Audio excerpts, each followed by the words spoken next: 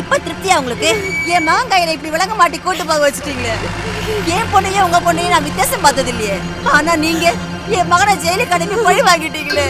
பாரதிய காணோன்னு போலீஸ்ல ஒரு கம்ப்ளைண்ட் கொடுத்தேனே தவிர ராஜன் மேல சந்தேகம்னு நாங்க சொல்லவே இல்லை. எங்களுக்கு இருந்தது ஒரே ஒரு பொண்ணு தானே.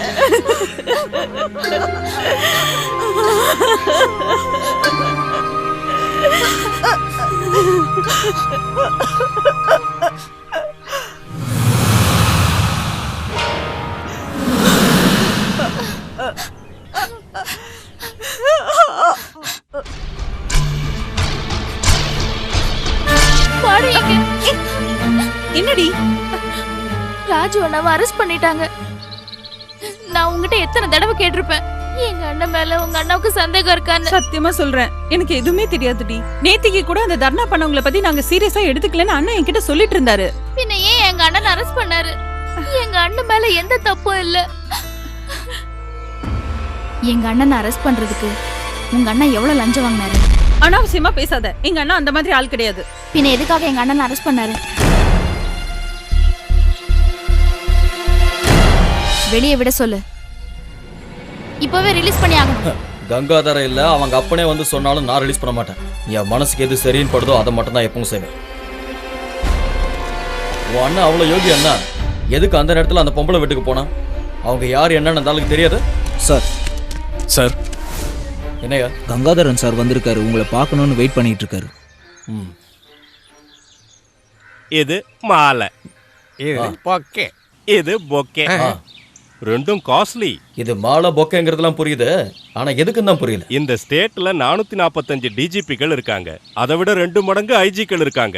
அதை விட 5 மடங்கு எஸ்பிக்களும் டிஒஎஸ்பிக்களும் இருக்காங்க. அப்புறம் ஆயிரக்கணக்கான இன்ஸ்பெக்டர்களும் கான்ஸ்டபிள்களும் இருக்காங்க. இதுல இருக்கிறதுலயே திறமையானவர் நம்ம எஸ்ஐ ராஜன் சார் மட்டும்தான். Double strong. நம்ம எஸ்ஐ ராஜன் சார் சிங்கம்ல.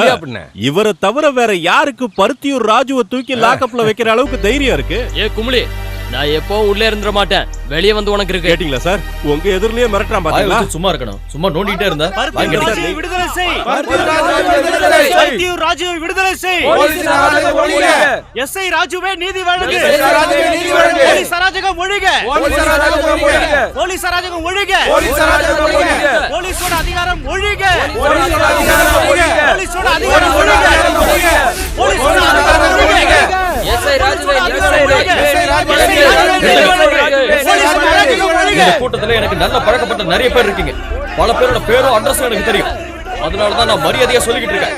இங்க இருந்து போயிடுங்க.